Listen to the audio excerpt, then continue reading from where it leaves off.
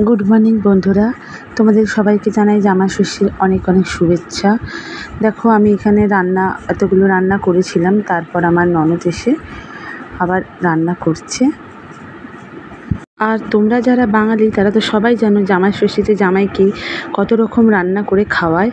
তো তাই সকাল 8টা থেকেই চালু হয়েছে আমাদের রান্না, এখনও সেটি শেষ হতে পারলো না। আর দেখো বাচ্চারা এখানে কি অবস্থা করেছে, পুরো ঘরটাকে একদম পুরো খেলনায় বিছিয়ে একদম যাচ্ছে তাই করেছে। তোমরা সবাইকে জানাই জামাই ষষ্ঠীর অনেক অনেক শুভেচ্ছা। সবাই খুব জামাই ষষ্ঠীতে আনন্দ করো, কাটাও। আর আমি যাই রেডি হয়ে গেছি, তো যাবো জামাই ষষ্ঠী। হ্যাঁ, দেখো আমি গাড়ি নিতে বসে পড়েছি। এবার আমি যাচ্ছি আমার বাপের বাড়িতে। হয়তো কিছু মানুষ চিনবে মৌরিগ্রাম, তো আমার বাপের বাড়ি আন্দুল রোডে মৌরিগ্রামে। তো দেখো আমার হাজব্যান্ড নিয়েছিল বাইকে, কারণ ওকে আবার রিটার্ন করতে হবে শ্বশুর বাড়িতে আসার জন্য।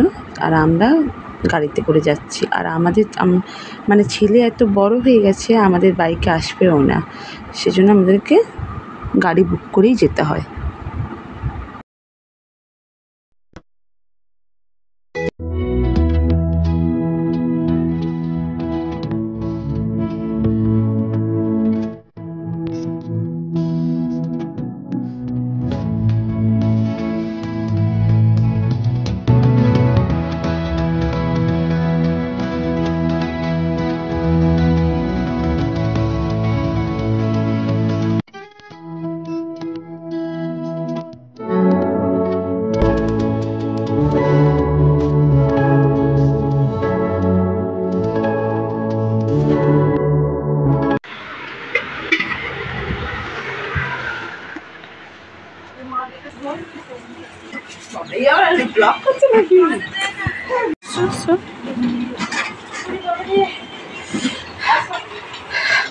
প্রচন্ড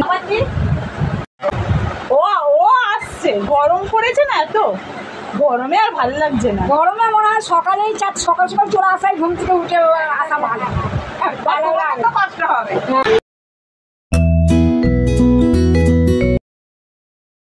আমি চলে এসেছিলাম বাপের বাড়িতে। তো দেখো মা এখানে সকাল থেকে উঠে কত রকমের রান্না করেছে, আর আমি একটু মায়ের সাথে সাথে হেল্প করে দিয়েছিলাম সব খাবারগুলো সাজিয়ে দেওয়ার জন্য।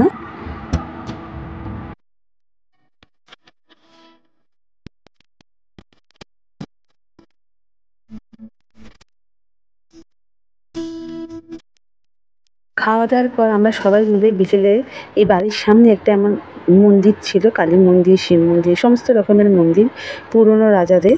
তো আমরা একটু বিকেলের দিকে এদিকটা ঘুরতে এসেছিলাম।